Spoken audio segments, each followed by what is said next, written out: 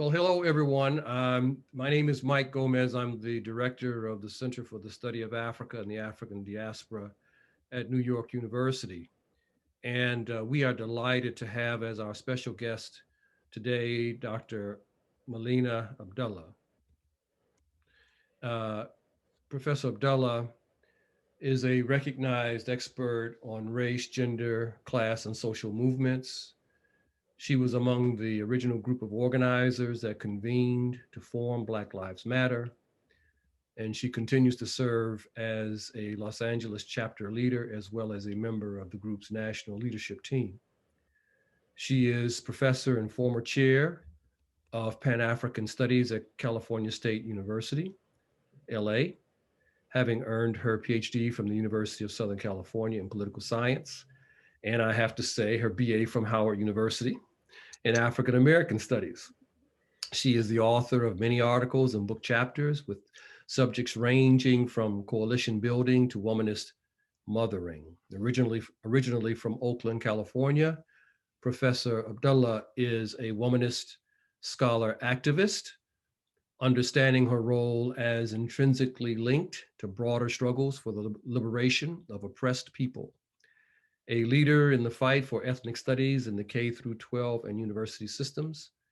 She was a part of the historic victory that made ethnic studies a requirement in the Los Angeles Unified School District. She is also co-host and co-producer of the weekly radio program Beautiful Struggle, which airs on KPFK, part of the Pacifica Radio Network. And she hosts and produces the weekly internet radio show Move the Crowd, which airs on Radio Justice, which can be found on radiojustice.org. Dr. Abdullah has contributed to popular media outlets, including The Root, the LA Times, Truth Dig, the LA Sentinel, Los Angeles Progressive, and BK Nation.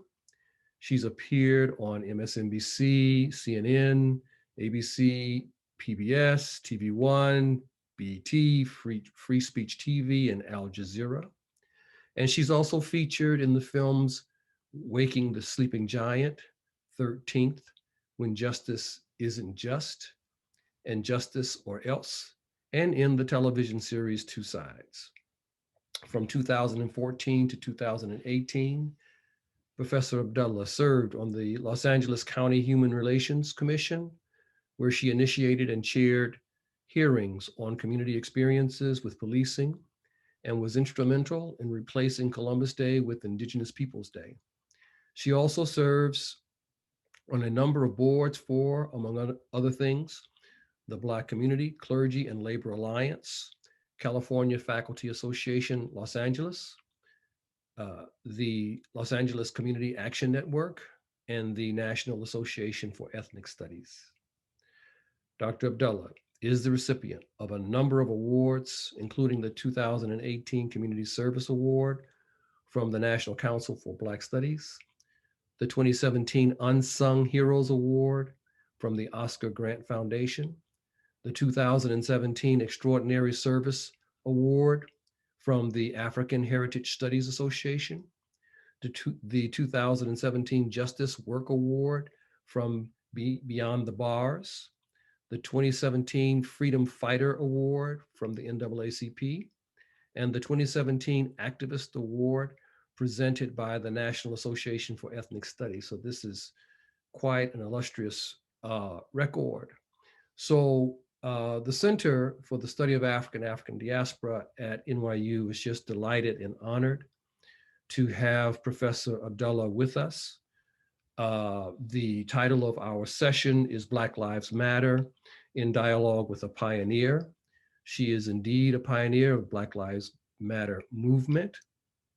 And so I want to extend our heartfelt welcome to you, Dr. Abdullah. Thank you so much for taking the time to be with us today. Thank you so much for having me. And I didn't know you were going to read all that, but thank you. I usually just say I teach, I organize, and I'm a mama. Those three things, that's what defines me. And so I'm really grateful to be with you and have this conversation with you, Dr. Gomez. Well, it's my pleasure. And that's the least that I could do is, in a manner of opening up the conversation. So for the listening audience, I'm going to have a conversation with Dr. Abdullah for about 45 minutes or so. And we will, the entire session will last about 90 minutes. And so we want to, we have a hard stop at 90 minutes. So any questions, queries, comments that you have, I would ask that you would deposit those in the Q&A room, and I will get to as many as I can when we conclude our conversation. To begin, Dr. Abdullah, could you tell us how you became involved in a formal way in social activism? Was there a particular event or incident that animated your involvement or triggered your involvement? So I always say I was born into movement work, right? There was never a time that I can remember, oh, this was my first protest, or this was my first experience organizing. I'm very grateful to have been born in the 1970s in Oakland, California. Consider myself part of both the hip hop and the Panther Cub generation. Although my parents were not Panthers, they were in and around the Black Panther Party, and all of my friends' parents were Panthers. And so there was kind of a consciousness in Oakland that you were just born into. So I remember my father, who was a union carpenter. I remember being maybe 3 or 4 years old, which is kind of my first memory of being at a demonstration. I remember being on a picket line with him and having his yellow hard hat on and carrying a sign and chanting in a circle, and that being part of my upbringing. I remember being in parks and, being at demonstrations and people with their newspapers and all of that. So there was never a single moment. I believe the first protest that I organized myself was in the 9th grade. And that was, there was a store near my high school. And, first day of Black History Month, I absolutely want to give honor to my first Black Studies teacher, Mr. Richard Navies. We were the only high school in the country with an entire Black Studies department. And, I was, not bused. I took the public bus from East Oakland, where I was raised, to Berkeley High School, because my high school was the high school I was supposed to go to, was just really, really, they set it up for the mass killings of Black people. They sent Black people from my neighborhood. I grew up in Funktown, an area called Funktown, which was at war with another East Oakland neighborhood called 69th Village. And even though I lived right down the street from Oakland High School, they, at the dividing line where Funktown started, we had to take a bus across town to the same high school that the kids from the village went to. And so there were constant shootings after school. It was, and during school even. So my mother, who was a teacher, sent me, I got up every morning at 5 o'clock and got on the public bus and went from East Oakland to Berkeley High School. Long story, because I'm not really 29, even though I pretend to be sometimes. So in the 9th grade at Berkeley High School, there was a store called Blue and Gold, which, so, it's where we went for lunch, right? It had a little, deli in there. We go get our chips and sodas and whatever. And they began practicing a rule where the Black children could only enter the store one at a time. But when the white kids came, they came in with their whole group of friends. And so we weren't too happy about this. And so I remember getting with my friends, Megan and Tracy and all these folks, and we had about a 10-person protest. We picket every lunchtime in front of Blue and Gold. And it took about less than a week before they changed their policies, right? Because they Mhm. wanted that money. And Yeah. so, Right, you right. know, that, I guess if there's a moment, maybe that's the first one that I organized. My first moment of joining an organization, though, actually came with the birth of Black Lives Matter. So I was one of these episodic organizers that our colleague Brenda Stevenson writes about, right? That I would rise up. I was involved in the struggle for justice for Oscar Grant and um, Margaret Mitchell and Devin Brown, and you know, across the country, where we're all involved in the struggle for justice for Amadou Diallo and Sean Bell. But eventually we would go back in the house. I wasn't a part of an organization that was sustaining that struggle until Black Lives Matter. Okay. All right. Thank you. Yeah. So it sort of kind of organically developed. You come out of that milieu of resistance uh, out of the Oakland area. That's very interesting.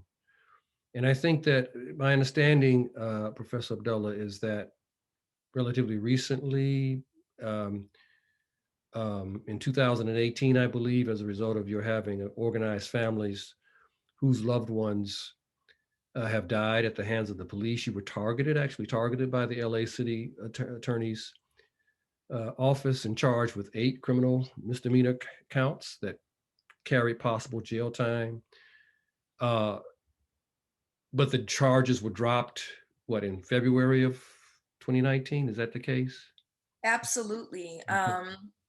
So, you know, it's not a struggle if there's no sacrifice. Mhm. And we have to remember that when we are engaged in abolitionist work, and Black Lives Matter is absolutely an abolitionist organization, we seek to upend unjust systems as well as vision and build towards new ones that are really liberatory.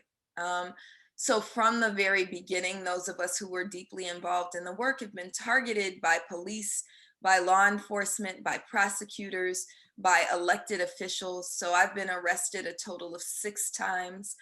The last arrest that I took, which was in 2018, which was anybody can Google what I was arrested for.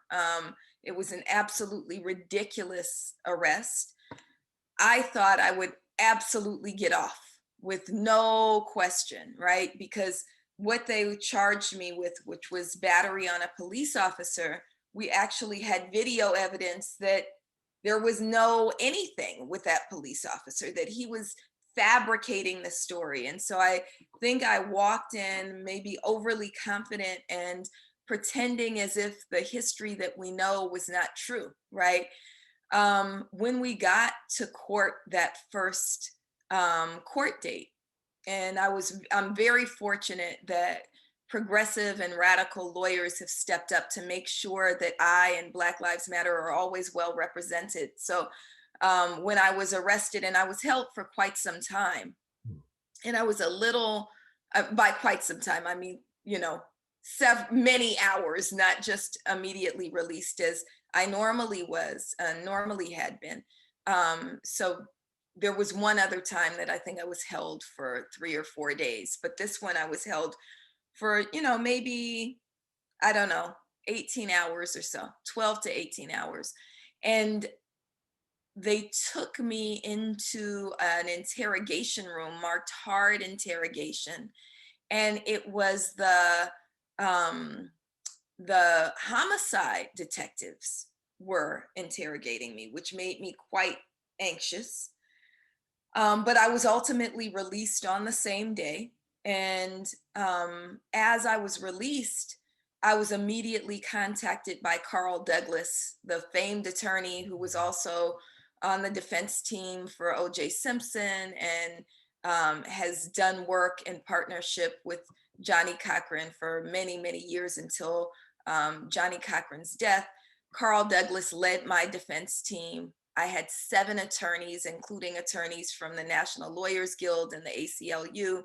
But when we walked into court, what I was surprised by, and I shouldn't have been, is it wasn't just the initial charge, which was completely bogus, and we could actually prove my innocence, which is a rarity. Proving innocence is almost impossible to do, right? But they had heaped on all of these additional charges, and that's what made us nervous, because many of the charges I had never even been arrested for. What they were setting me up for was really jail time. And I was facing about 3.5 years of jail time if if I were convicted on all counts and they put them, rather than concurrently, if they put them in, what do they call it? Like subsequently, right? If they Mhm. all, so I'm grateful and indebted to the people, because what happened is the community refused to let me be tried by myself. So every time I went to court, at least 300 people showed up with me. And they launched into a campaign. Organizations like Scholars for Black Lives got many scholars, Black scholars, to write letters in. Um, there were white people for Black Lives, Jews for Black Lives, organized, and there was a petition signed by tens of thousands of people. And ultimately, my charges were dropped. But beyond those charges being dropped, we actually won something for the people, because that last arrest happened out of a public meeting. And what we won is new rules for public meetings in Los Angeles, where they can't simply arrest you for doing things like I had been arrested before for speaking over time or disrupting the meeting or yelling out during the meeting, or these kinds of things that shouldn't be arrestable offenses.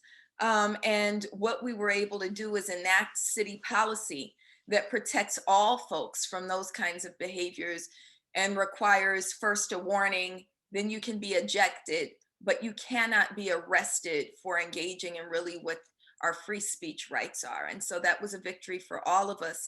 Since then, there have been many more attacks. And I just want to lift this up because it's important that as we struggle forward, even in this new era, we understand that there are some sacrifices that have to be made, and we have to be willing to take on those sacrifices and then determine what our own line is, right? So most recently, and I don't know if you were gonna ask about this, but most recently in August of 2020, my home was swatted, and my children and I were surrounded by dozens of police officers with assault rifles, helicopter overhead.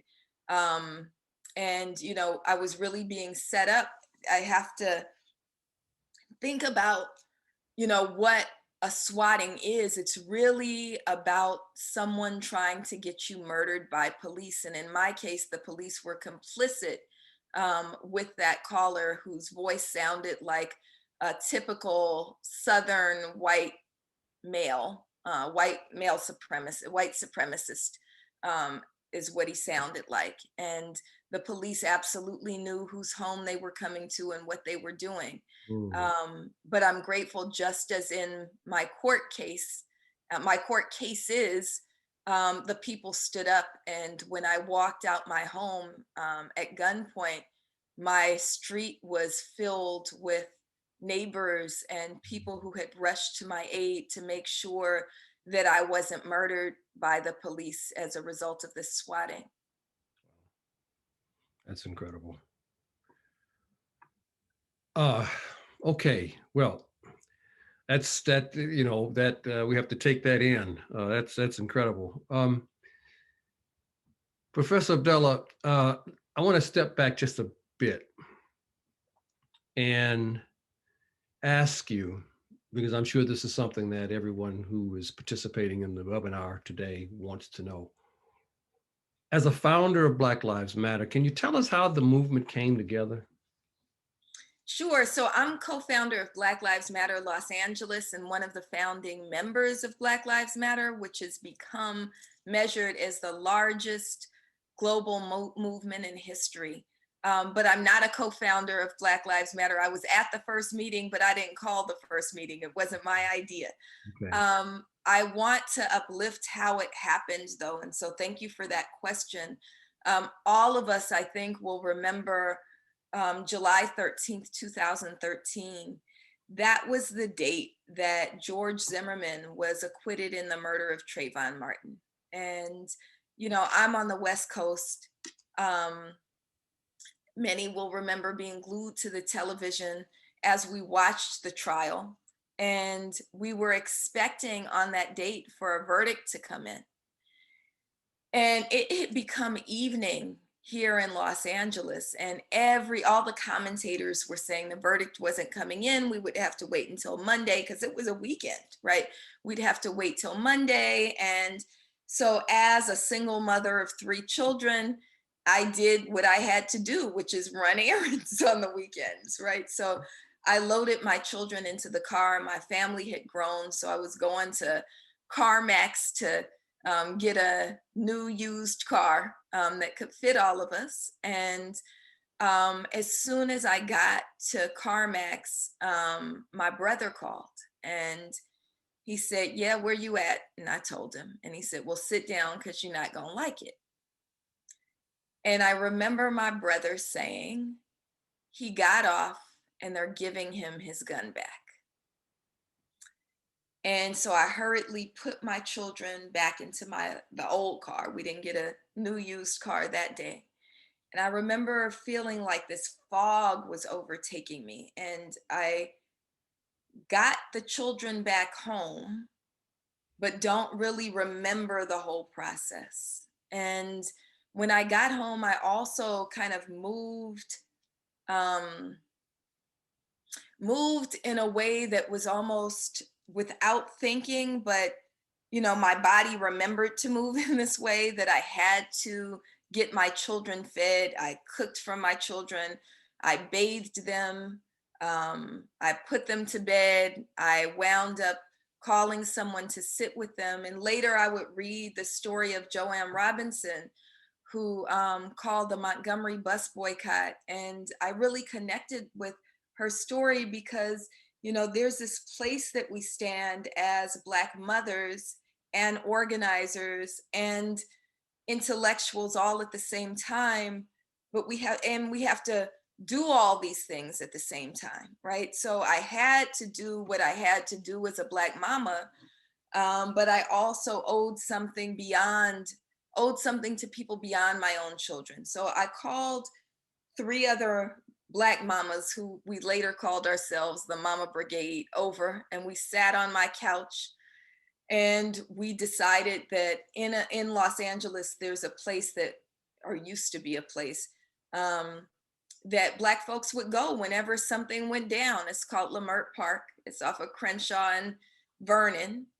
And we all gathered up and got in my car, my old car, and went to Leimert Park. And we gathered in the park where there were already hundreds of people, Black folks, almost exclusively Black folks, milling around, and some crying, some yelling, some expressing anger and frustration.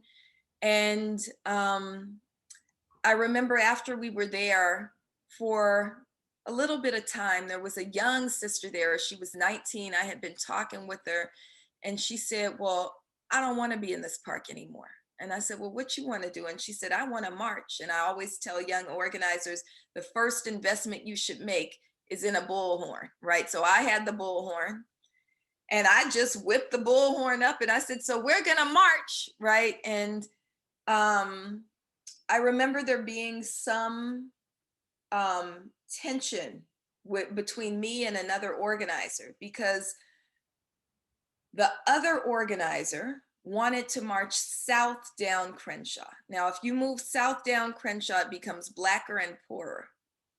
But if you move north up Crenshaw, you eventually will dead end into Wilshire Boulevard, and it becomes whiter and more affluent. And while I didn't live in Los Angeles in '92, I was still a teenager living in the Bay. I remember the lessons of '92, which were, they don't care what we do in our own neighborhoods, right? And so I remember being on the bullhorn and just yelling with everything in me, trying to summon Mama Harriet Tubman, and I'm yelling, "Go north!" Right? And Mm. so these now thousands of people are moving up Crenshaw, and as we move north and hit King Boulevard, which is, a few blocks up from where we were, there were these police lines, and they had put up the yellow tape. They did not want us to get north. So that showed that intuition that we have to move north, and those lessons of moving north are really, really important. So we moved north, and for 3 days we engaged again in that intuitive organizing, right? We just went into the streets and stayed in the streets and disrupted spaces of white affluence for 3 days. Mm. On the third day of protest, they were shutting down the 10 freeway. I didn't get on the 10 freeway because during the daytime protests, I had my children with me, right? So we're standing on the overpass, and I get a text message that originated with Sister Patrice Cullors. I had been a part of a Black organizing collective with her, maybe 10 of us were a part of this collective.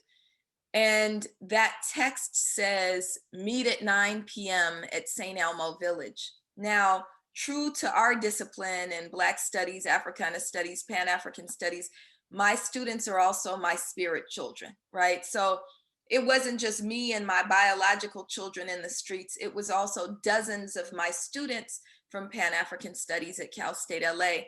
And so when I get that text message, I send it on to them. And so that night, July 15th, 2013, we gather in the middle of the night. And I didn't know then, but Patrice had been in conversation with a sister who I've come to know and embrace and love, Alicia Garza, who had penned a letter, love letter to Black people, and signed that letter on Facebook, Black Lives Matter. And she and Patrice had been in conversation about how to build a movement, not a moment. And they brought in your sister from New York, Opal Tometi, and those are the three co-founders of Black Lives Matter. So I arrived at Patrice's artist community with about 15 or so of my students. She's there with her artist and activist friends. And that was the birth of Black Lives Matter. We pledged to build a movement, not a moment, not knowing that, 7.5 years later, we would be the largest movement in global history and nominated for a Nobel Peace Prize. Thank you so much for sharing that with us, Professor Abdullah. That was fascinating, and I'm sure that many benefited from just hearing, just how things developed, how the movement grew into a movement. Okay, so this past summer, in response to the murders of George Floyd and Breonna Taylor, and to those that preceded and those that continue to happen, as you've mentioned, we all witnessed the emergence of Black Lives Matter as the largest social movement in the history of the country. And it has many racial, ethnic, religious participants. And since the summer, the country has experienced the national election, and then we just witnessed on January 6th an armed insurgence and assault on the nation's capital. So my question for you is, where are we? Where are we in the struggle to transform American society into one of demonstrable social justice and resource equity? Where are we in that fight? I mean, we're in the midst of it. We're in the midst of it. I think that when George Floyd's life was stolen, and we witnessed it for those 8 minutes and 46 seconds, it confirmed everything that we've been saying. It confirmed, an abolitionist approach reminds us that, when most folks think of abolition, they think of the abolition of chattel slavery. And I think here it's really appropriate to think about it in those terms.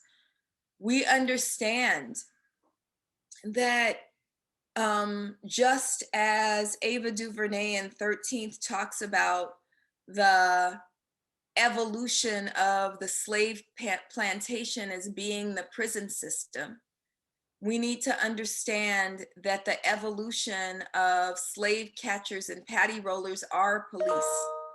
And so we've been saying abolish the police, defund the police.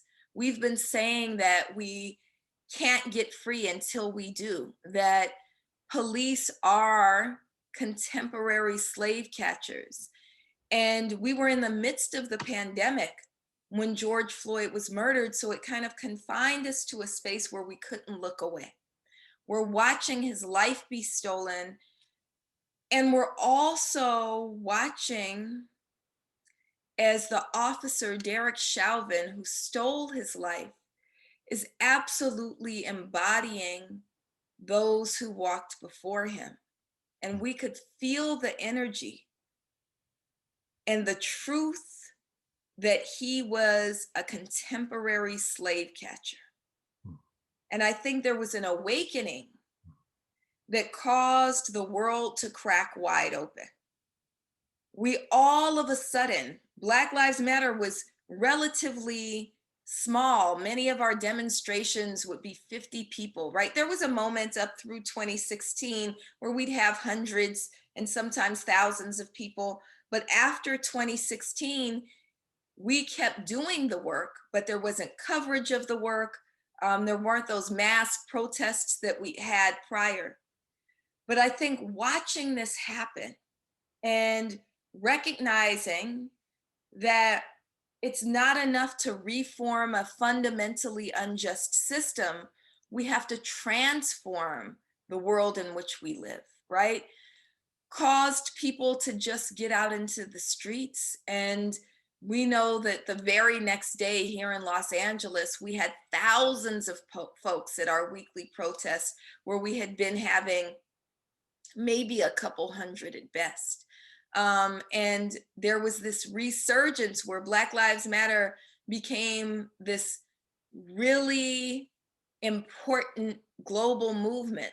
I didn't expect that a renaissance doesn't generally come 7 years after the founding of an organization, but that's absolutely what we saw. People being willing to put their bodies on the line, people being willing to sacrifice. Remember, they braved a pandemic to be out there to lift the names George Floyd, Breonna Taylor, and also the names of people who were killed in our own locales. Right here in Los Angeles, we had the murder of a brother named Dejan Kazee, who was killed for riding a bike, right? We had the murder of a brother named Frederick Williams, who was killed for gathering in a park, right? In Atlanta, there was Rashard Brooks. There were people all around the country who were being killed in the midst of this pandemic. And we were rising up in their names. We had been chanting defund the police for at least 6 years because we felt like abolition can be gotten to through the budget. And we never expected to be the clarion call of the movement. But defund the police was chanted from everywhere, not just around the country, but around the globe. Yeah, that was quite an amazing development, and I'll come back to that moment. Maybe I can kind of integrate a question that I was expecting to ask you later into the current discussion of focus. So we're in the midst of the struggle. We're in the midst of this attempt to transform society. You have a new administration, national administration. Relative to the prior administration, certainly progressive. But these are just terms. We want to see what really unfolds. I've been reading in some of the literature, some of the discussions going on with among Black Lives Matter leaders, and there's a kind of interesting conversation about where the focus should be. And I'm reading some concerns about Um, with the new Biden administration, there is, he's going to give some entree to the national leadership of Black Lives Matter, and will that is that a good thing, or does that, militate against the effort at the local level? So I'm reading some of this discussion, and I'm wondering what you think about that.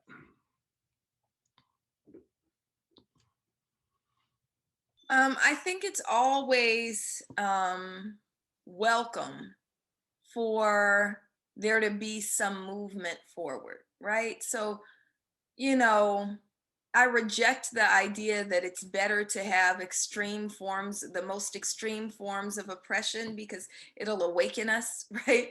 I don't think Black people have ever needed awakening to white supremacy. We know, we've always known what it is. We've always known that it's present. We don't need to be awakened, right? Maybe others do, maybe others need a starker picture, but for Black folks, we know what's happening. And, the Trump regime was absolutely brutal for us. And so I think this is why you've seen not just Black people in general, but even Black radical organizers saying we have to vote out Donald Trump. And we were successful in doing that. That was, Black Lives Matter is not an electoral justice group, but we have to be true to that truism that was developed by the Black Power movement and practiced by the Black Panther Party, that we need survival pending revolution. We need survival pending revolution.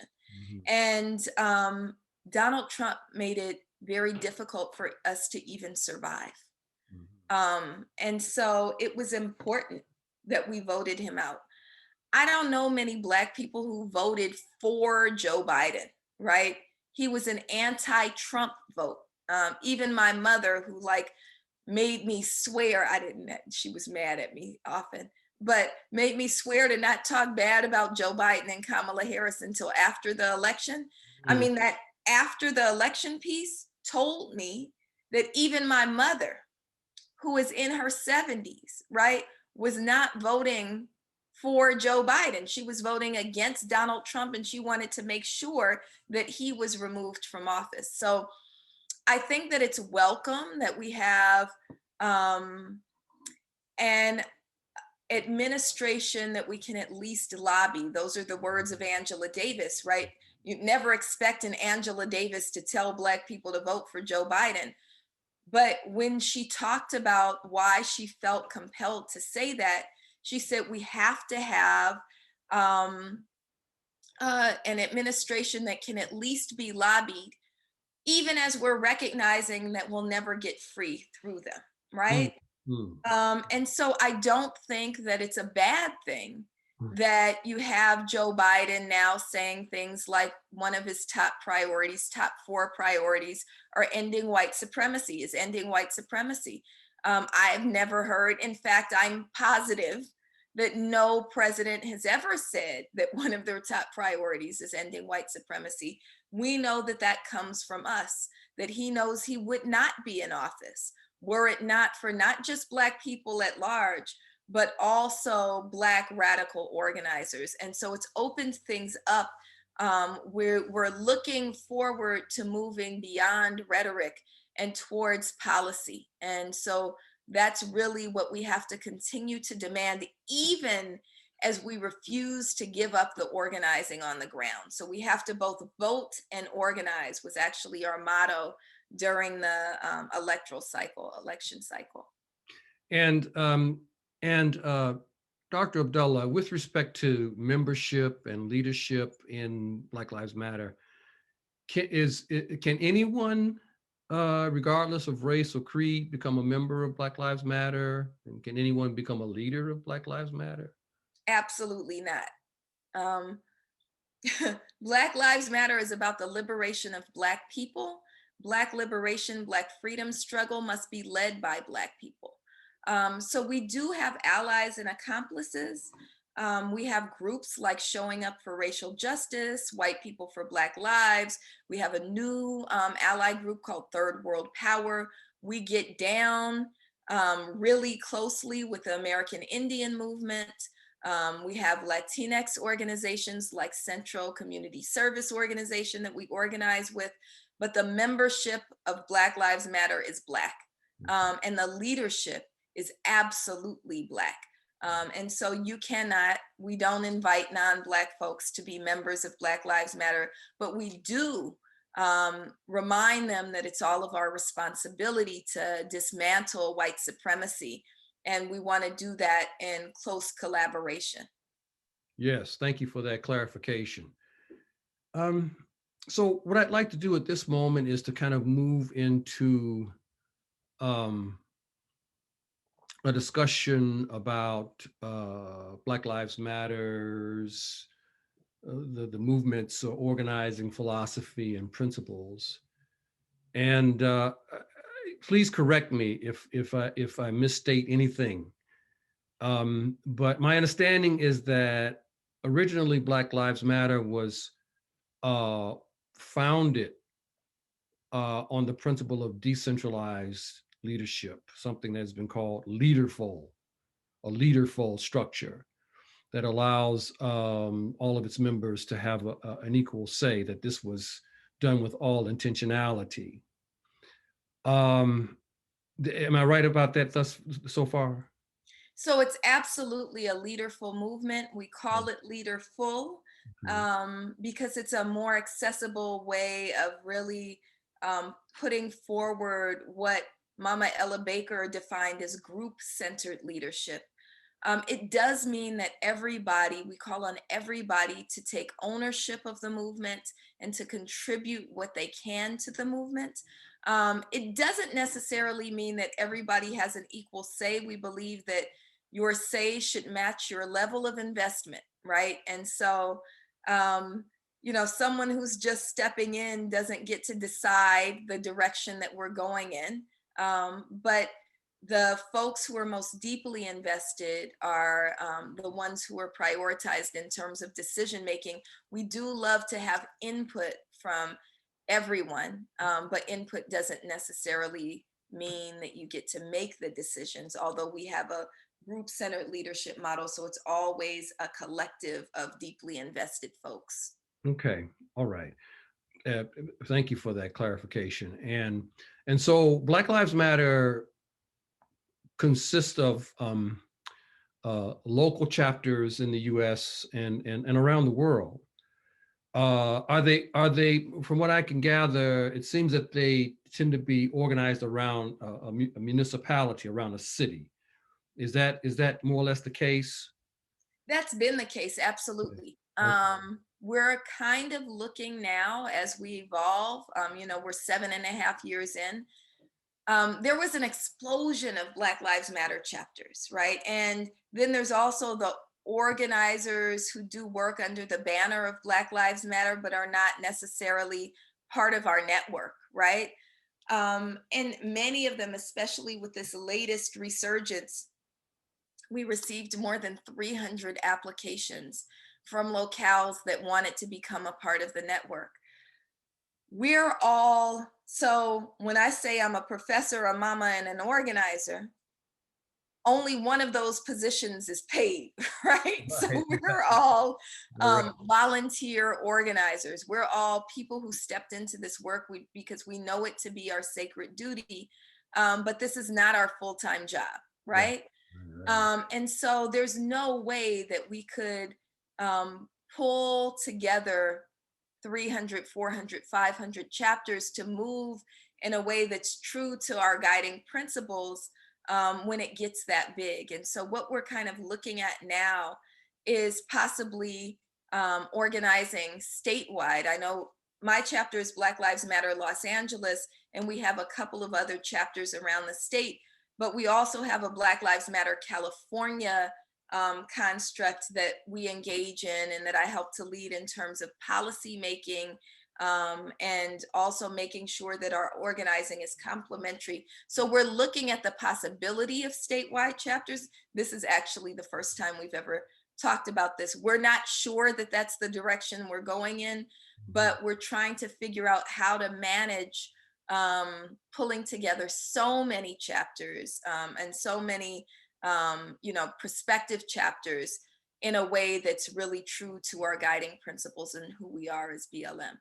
Well, that makes sense. I think it's true of most movements that, structures change over time, and you're adapting to changing circumstances and lessons learned and so forth. And so, that's to be expected. How does a local chapter, I think you mentioned something about an application from chapters that are in formation.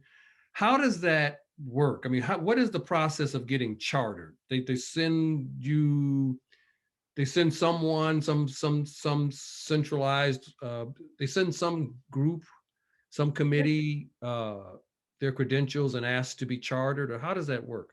So that's how it has worked. So we're actually, again, in a state of transition, right? Where we're trying to figure out how to restructure, given the explosion of the number of groups that want to join the network, right?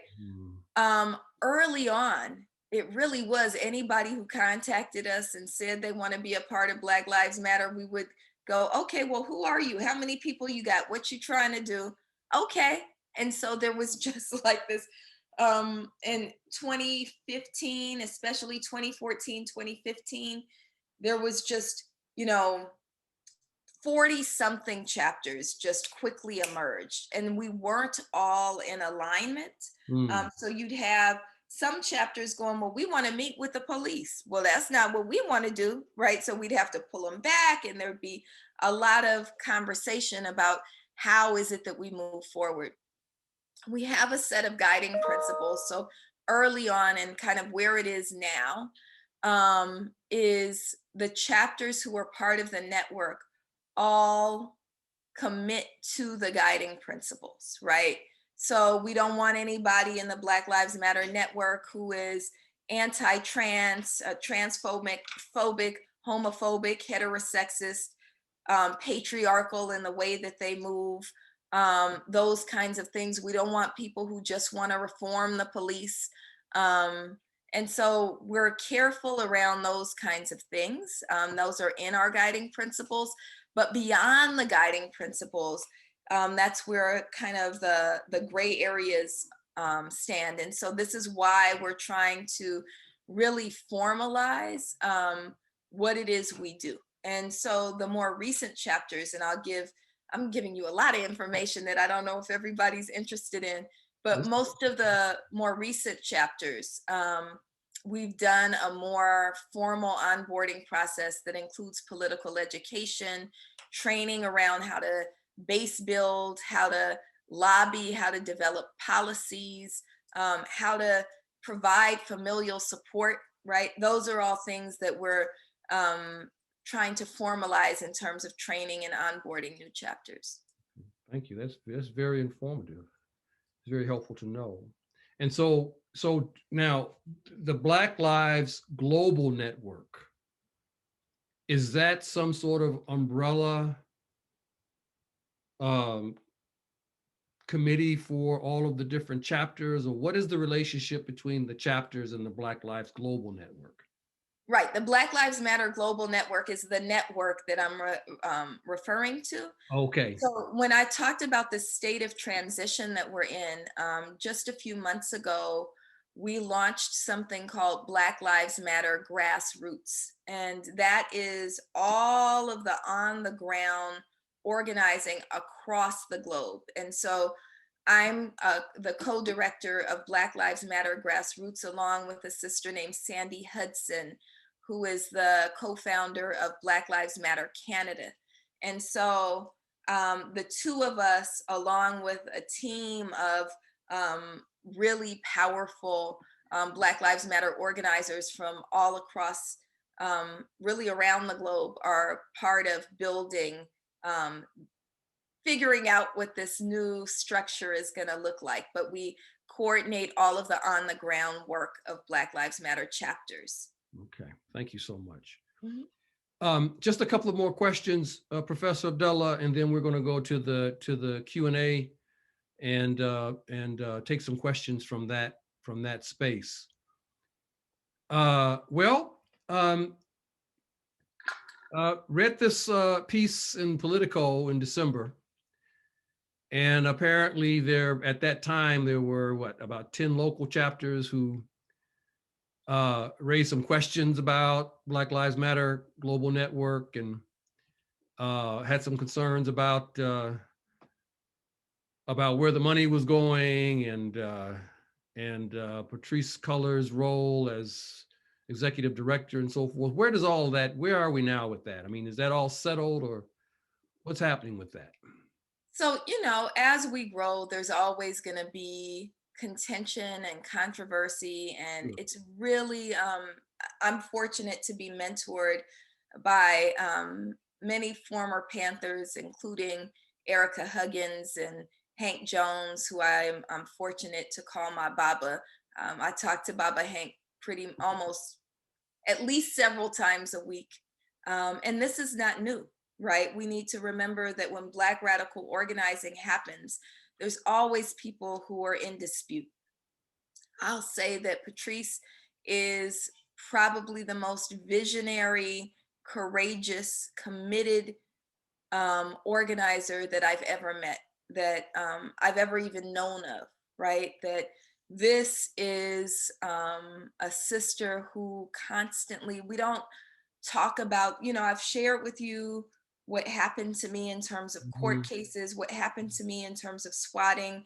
We Mhm. haven't talked about what it means to live as a Black radical organizer with some visibility, and what it means that she and her family's life is constantly put on the line. She is not a paid organizer, so she's an executive director in the sense that she helps us to make sure that we move and develop resources and funds. But this is something that she does because she loves her people. And so I want to lift that up, because often there's assaults on our most courageous organizers, and we don't do enough to say, we love you and we appreciate you and we surround you and we will flank you and we will make sure that you're okay. And so I want to make that very clear, that this is who Patrisse is, and this is who I've known her to be over the last 10 years, even before there was a Black Lives Matter, right? And I feel very blessed and honored to work in community with her. The article that you read talks about these chapters, but remember, we talked about some chapters are chapters, right? And Right. came in as a part of this explosion of chapters, right? And we're not fully onboarded in a deliberate way, because we were trying to fly the plane and build it at the same time, Right. right? But then there's also groups who were never affiliated with the network, who organize under the banner of Black Lives Matter, but we don't even know these people. So I read that article too. I read this letter too. And the majority of the groups who said they were chapters are people we've never even met, never even known, have never been a part of the network, right? There were a few that were, but most of them were not. And so some of the things, some of their contentions, we also need to remember that Black Lives Matter has never had a lot of money, right? we've never, we've been moving for for the first 7 years off of people's donations, because they didn't go to Starbucks one day, right? The largest donation we had ever received until the George Floyd uprising was Beyonce and Jay-Z gave us, I think, $250,000 from Title. Is that Mhm. Title, right? And I think that was the largest grant we had received up until this recent uprising. Mhm. So we got to remember, this recent uprising is new, right? We just got a chunk of change, and Mhm. we did get some money. Mhm. And we want to be intentional and deliberate in how money is spent. We want to make sure that, the people who are donating to us are donating in a way and contributing in a way that enables us to build institutionally, right? To make sure that, so we have, $10 million. We don't want to spend it, right? Like, we don't want to go out like it's the equivalent of people who win the lotto and then go buy a whole bunch of cars and then they're broke in a couple years, Yeah. right? We don't want to do that. We want to build for the long term. And so we've thought about, and there'll be an impact report that's released, I believe, this month. We've already donated more than $10 million to both chapters and Black radical organizations throughout the country. We want to make sure that we take care of our elder and veteran organizers who put their lives on the line and now don't have pensions to support them, right? We want to make sure that we do what we can to support the families of those who were killed by police.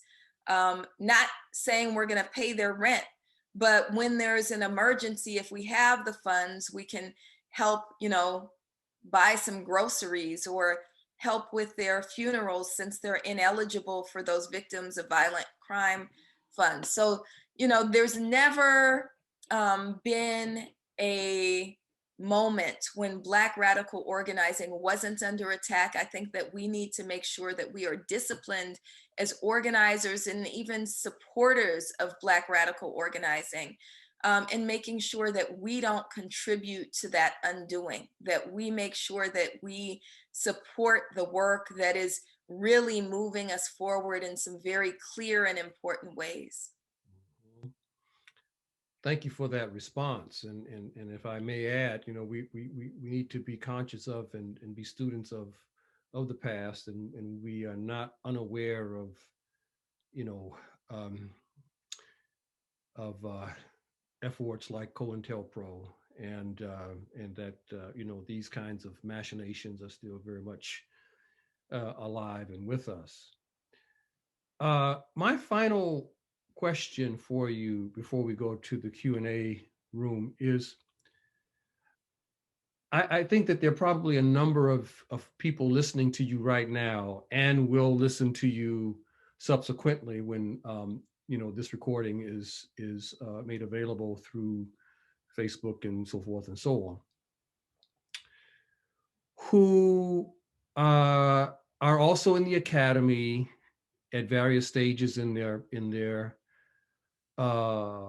careers, assistant, associate, full professor, so forth and so on, and who would really like to hear from you as to how you balance your activism, your responsibilities as a mother, as a member of your immediate community and other communities, your scholarship, your teaching. How do you balance all of that? I'm sure that is a real question that people would like to hear you answer. Sure. So I don't know that it's possible to balance that. I don't know that there's a such thing as balance. I do know that what's most important for me is to live in my purpose. And as scholars, especially scholars like you and I who've committed to ethnic studies, to Africana studies, to Pan-African studies, we could have gone, my PhD is in political science, right? I could have become a political scientist, right? And we chose to be in Black studies, chose to be in Africana studies, chose to be in Pan-African studies, because we understand that we are the intellectual arm of the revolution. We understand that the knowledge that we produce, the intellectual tools that we develop, absolutely have to be for the liberation of our people. And we have decided to live in that purpose. And so I'd like to call on all scholars to think about, what is your purpose? Is your purpose to publish an article in your disciplinary journal that 10 other folks might read, that might be, if you're lucky, it'll be assigned in a class and maybe you'll get a couple hundred folks reading your work?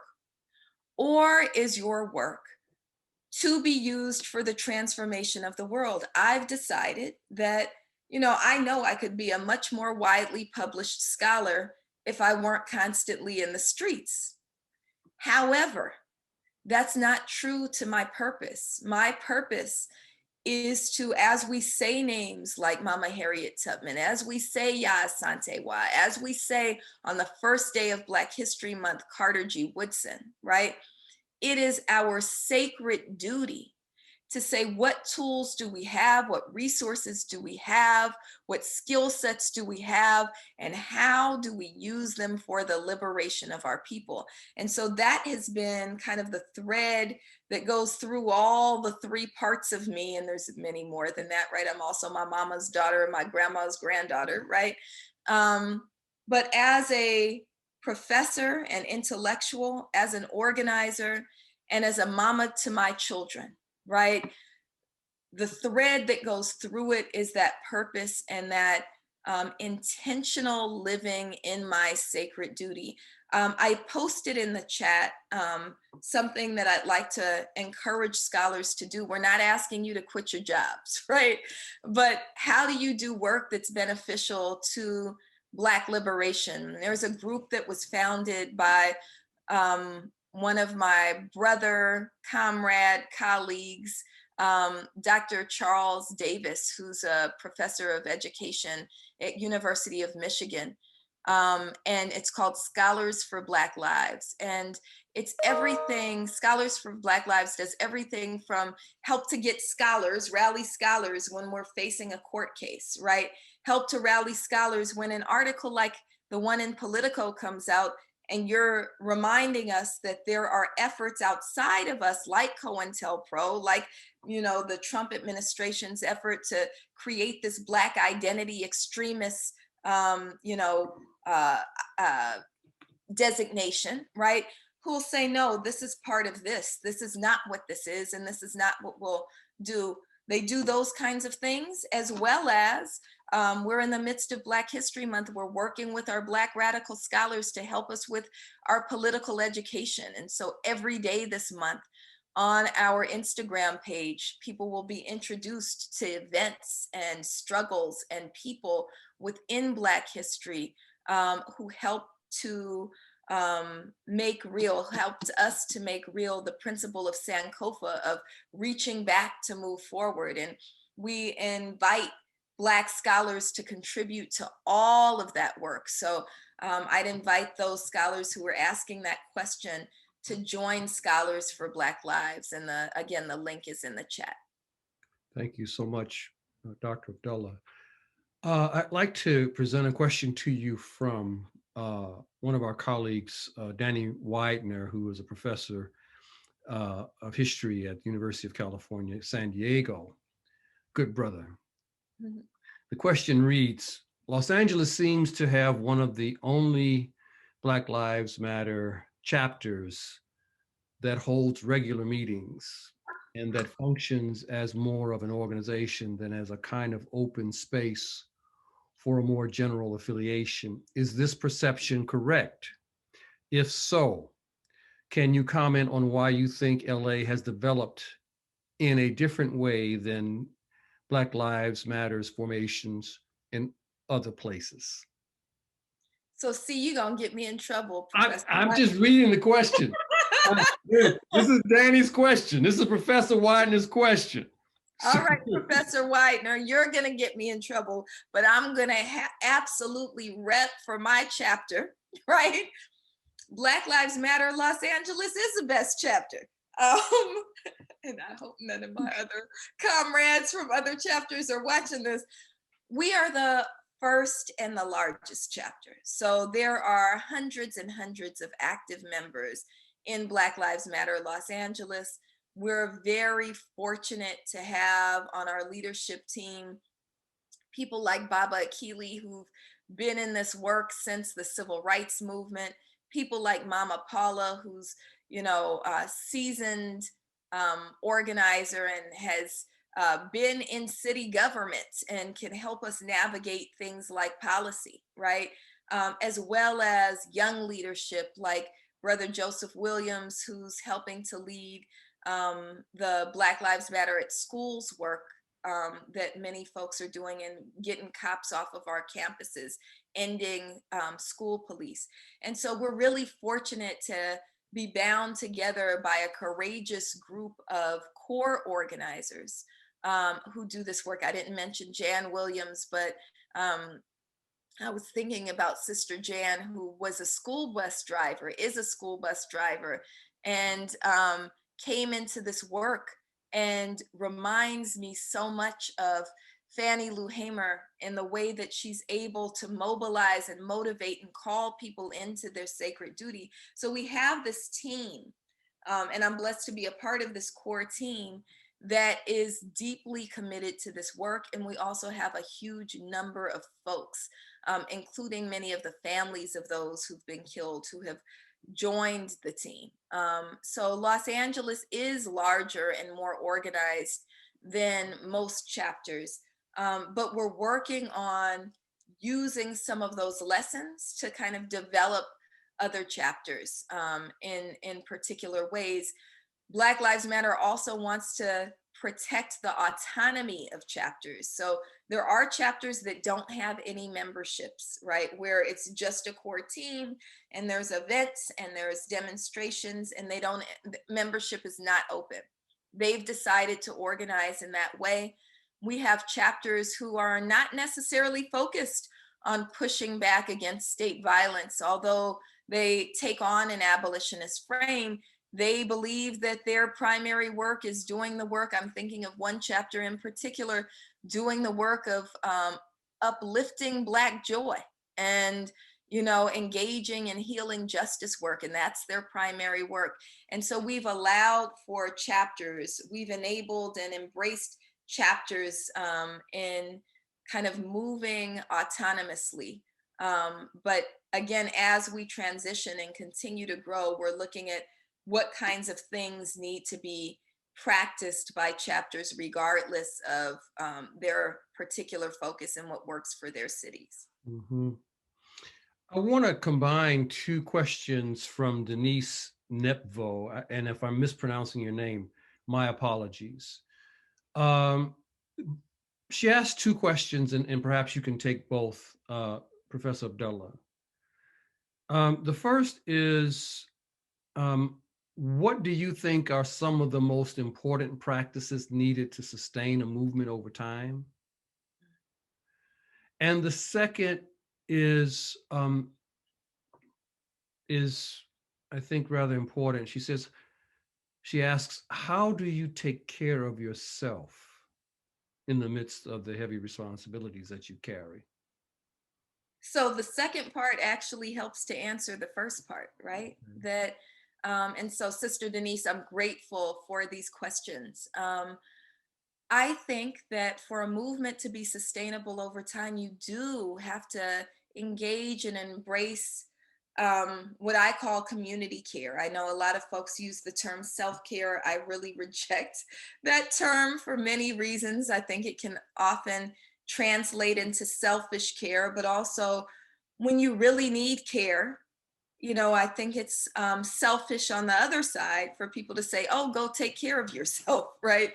That we need to take care of one another. And so I believe in community care. I think that what's made the movement sustainable so far, and I am a joyful, my son is walking in, joyful, and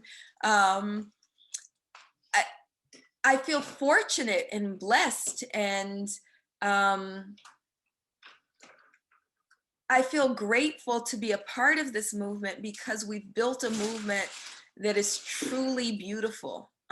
Those principles that Dr. King introduced to us of a beautiful struggle and a beloved community are core to who we are as Black Lives Matter. So, we have a lot of fun, right? And I think maybe that's the most important thing. Like, people talk about protest and demonstration and radicalism as something that's heavy.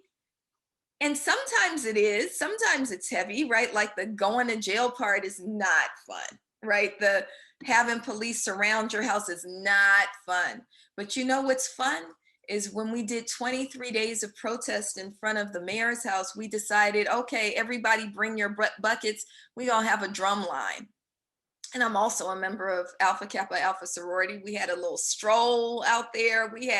We decided we were going to have Black brunch. We all brought food out there. We have a dancer that's part of our movement, and we had her lead us in stretches every morning. And sometimes we tell, we're funny too, right? Like, it's a beautiful, beloved community, a beautiful struggle in a beloved community.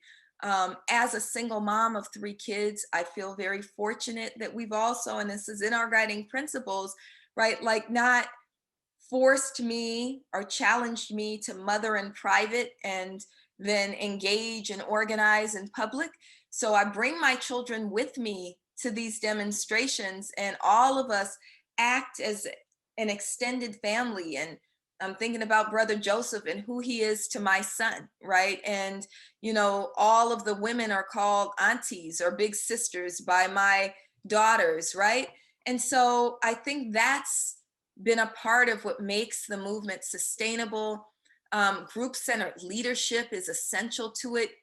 We have to give people a sense of ownership, and good ideas are good ideas no matter who births them, right? So incorporating people's ideas. Now, the rule that we do have is if you come up with an idea, then you have to be willing to lead that idea. So if you decide you want to have a movie night every week, then you have to be willing to organize for the movie night. You're not going to come up with the idea and then I'm doing the movie night, right? Lastly, when you ask what are my practices, there's a couple of things that I refuse to give up. One, and I never say this, I love to laugh. I refuse to give that up. If this movement ever makes me heavy where I can't laugh, then it's a problem, right? I also refuse to give up, and I think the movement has actually made me better at this than before I was a part of BLM, is that I take walks every single day. And I never miss a day of taking at least a 30-minute walk. I also try to meditate every day. And I'm successful most days, but I meditate most days. And then we collectively always engage in a practice of pouring libation at the beginning of our meetings and the beginning of our events. We also engage in a practice of lifting up our young people as a part of the movement. So we do a chant called Assata, named after, it's the words of Assata Shakur, and our young people lead us in that as we close out every event and meeting. Very good. Thank you so much. Another question from Yanis, who asks, will your support of Palestinian emancipation from Israeli apartheid continue to be strong and prominent? Are there efforts to make you sideline and marginalize the Palestinian freedom and independence issue? So, Brother Yanis, salam alaikum. Thank you so much for asking that question. I'm sure you know the answer to the second part. The first part is, yes, absolutely. We are for the freedom of Palestinian people, and that has meant, that has come with consequences, right? So we're often, and I am often, and my children even are often targeted as a result. We've been, they've labeled us as anti-Semitic many times. And we're grateful to organizations like Jews for Black Lives who step up and say, the struggle for Black freedom it doesn't make you anti-Semitic to value life, and to understand the parallels between the treatment of African people in the Americas and Palestinian people in their homeland. And so we will continue to be strong and continue to say that the freedom of Palestinian people, we are a global movement, right? The freedom of Palestinian people is essential. And yes, there have been consequences as a result of us lifting that up. but we're not going to waver from our position. Mm-hmm. I'll ask you a question, Dr. Abdullah. I see here that that Alicia Garza now runs the Black Futures Lab and Black to the Future Action Fund, both of which seem to seek to bolster African American political power. What do you philosophically? How do you see? What do you see? How do you see the relationship between social movements of the kind like Black Lives Matter, which is transformative in its objective, and formal politics? Well, during this election cycle, again, we organized under the banner, vote and organize. That was our motto, vote and organize. And I believe that we have to engage, and this is kind of the position that Black Lives Matter has taken. We have to engage in electoral politics. We cannot dismiss electoral politics. We had to vote Donald Trump out of office. It was necessary, right? Also, electoral politics translates into local politics as well. So in Los Angeles, we were able to vote out an absolutely terrible district attorney who had signed off on the murders of 643 people at the hands of police, refusing to prosecute any of those police who killed our people, right? So we were able to vote Jackie Lacey out of office. We were able to vote in Measure J, which is a defund the police measure, removing dollars from LA County jails and the LA County sheriffs and investing it in things like housing and mental health resources. And so that's all electoral work.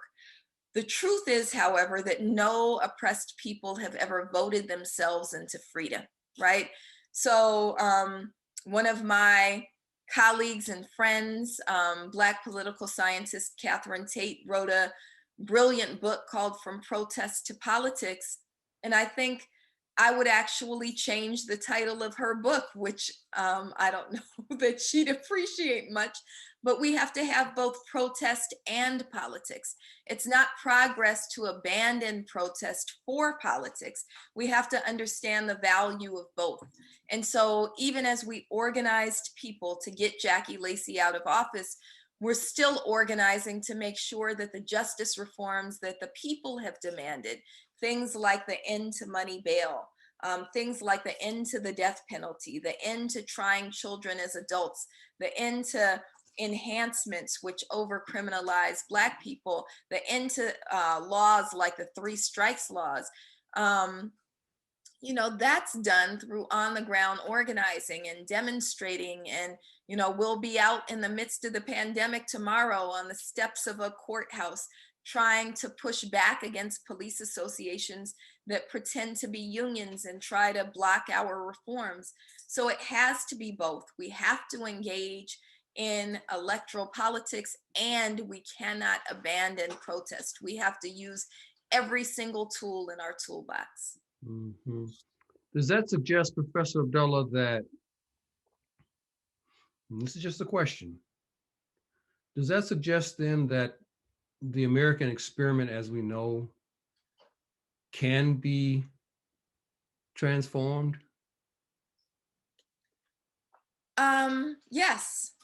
Yes, the world can be transformed, right? I think when you asked about George Floyd, I said, this is a moment when the world is cracked wide open, and anything is possible if we struggle for it, right? So we have to be willing to engage. Part of that struggle includes radical imagining, right? Or what Robin Kelly calls freedom dreaming, right? We have to be willing to engage in an abolitionism that says upend unjust systems and then vision and build towards what we want. We can build a world where everybody has housing, where everybody has healthcare, where everybody has healthy food, where education is not one where You know, I'm a little frustrated because my children are tethered all day to their computer screens doing Zoom school. And so I can't get mad at my fifth grade son for deciding to pop some popcorn in the midst of our conversation. Sorry. Because that's okay. Because, Like, you know, yeah. it is, right? Right. It is what it is. And we have to build models that work for us. And I think that as long as we're willing to struggle for those models, we can absolutely win them. Professor Abdullah, I really want to thank you for taking the time to speak today. Your comments and observations have been insightful. You've given us a lot of information about Black Lives Matter.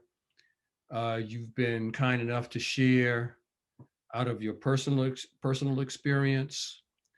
I think all of us, even if we've never met you, know you a little better. This has just been a wonderful, wonderful opportunity. And if you would like to leave us with any final words, I'd like to give you that opportunity. Sure. Well, thank you so much for having me, Dr. Gomez. I really appreciate being with you. I appreciate your work and your understanding that our intellectual work and our liberation work are bound together. And so thank you for providing this space and for living that.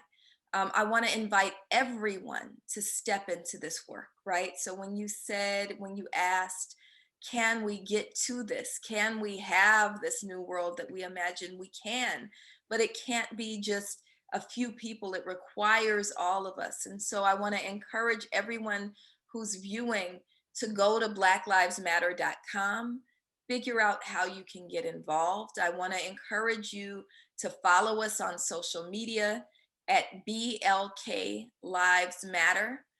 And that's on all social media platforms. During Black History Month, again, we are working with Scholars for Black Lives to make sure we do some political education, which will be posted on our social media. You can also sign up for our newsletters and get on our mailing list. And finally, I'll say that there's three things that you can give to the movement, right? You can give your voice. We need everybody to amplify what you know of Black Lives Matter, right? That we are a radical peace movement, right? That we believe in the kind of lasting peace that comes with justice. So justice is a precursor, right? As a prerequisite for peace. And so it's really important that we struggle for justice. So we need your voice to amplify that message. We need your body. And I know we're in the midst of a health pandemic. And so that body can be either in person or virtually. We need you to show up when we say we're still struggling for justice for Oscar Grant, who was killed in 2009. We want that second police officer prosecuted. We need you to show up. We need you to call that district attorney, Nancy O'Malley, and say, prosecute Tony Peroni. We need you to go to justiceforoscargrant.com and sign that petition. That's the use of your body, of your presence, right? And then we need your resources. So we got some money, but we could use some more, right?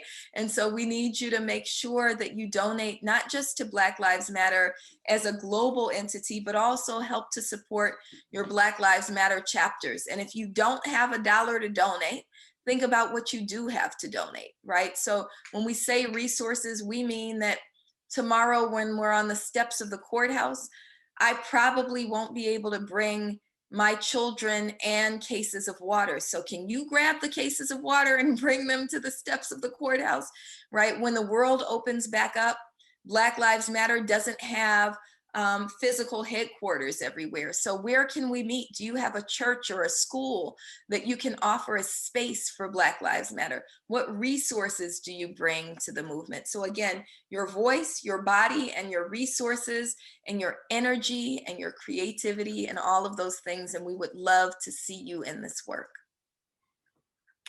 Well, is could there be any better way to begin Black History Month than this type of forum? Professor Abdullah, we really appreciate you taking the time to speak with us. We are honored by your presence. We so appreciate all of your work and sacrifice, your example, your valor. And I do hope that we can remain in contact. That is the center, and yourself. And I want to encourage everyone who has been listening to indeed seriously consider Professor Abdullah's final words there. And this recording will be available in a couple of days. I think it takes a couple of days before it is released. And so you can have opportunity to listen to it again. So I want to thank Professor Abdullah. I hope that you have a wonderful day. My best to your family, and my best to the audience. And I hope that all goes well for you. Let's stay strong and continue in the fight. Thank you so much.